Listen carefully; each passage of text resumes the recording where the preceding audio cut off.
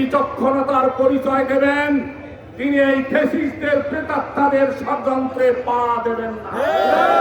আমি আবারও সংহতি প্রকাশ করছি শিক্ষকদের 5 দফা দাবির সাথে, সেই সাথে সকল শিক্ষকদেরকে ধন্যবাদ জানাচ্ছি, মোবারকবাদ। আলোকে আলহামদুলিল্লাহ বলেছেন আমার বিশ্বাস ইসলামিক ফাউন্ডেশনের শিক্ষকরা ভালো নয়, ঠিক না?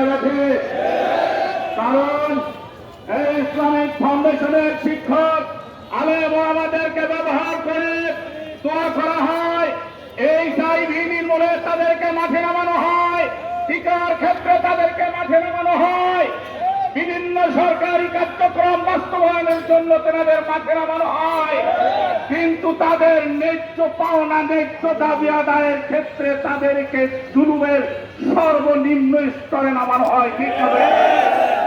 আমি ইসলামী আন্দোলন বাংলাদেশ গাইবান্ধা জেলার পক্ষ থেকে এই সকল সম্মানীয় শিক্ষক ইমাম ওলামাদের প্রতি সংহতি প্রকাশ করতে, সম্মানিত ভাইরা, এই দাবির সঙ্গে আমরা একমত।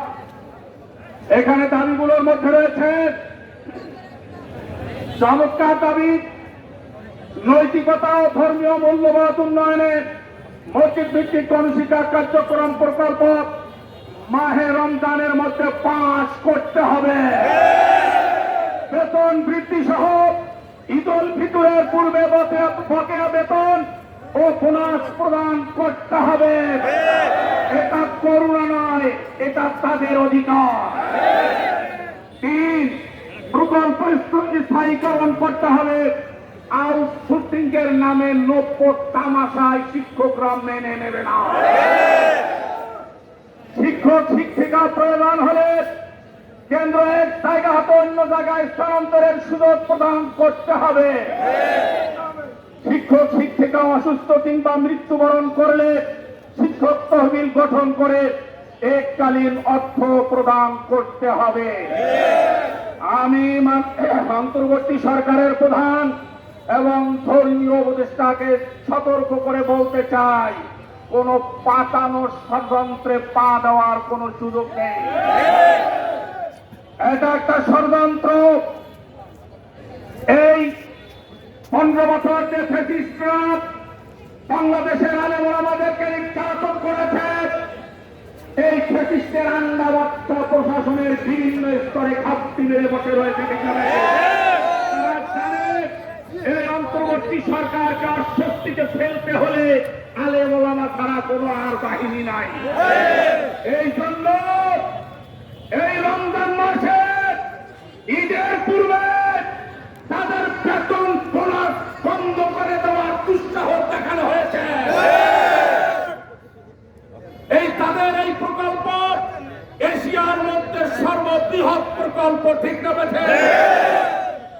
আমরা দেখেছি কোন প্রকল্প প্রথম পর্যায়ে দ্বিতীয় পর্যায়ে যাওয়ার পর রাজস্ব খাতে চলে যায়, কিন্তু ইসলামিক ফাউন্ডেশনের এই প্রকল্প 8ম পর্যায়ে চলছে।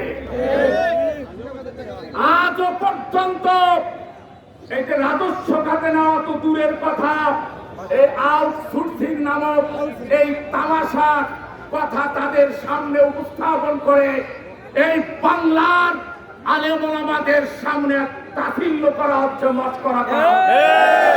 আমরা স্পষ্ট করে বলতে চাই, এদের যদি দ্রুত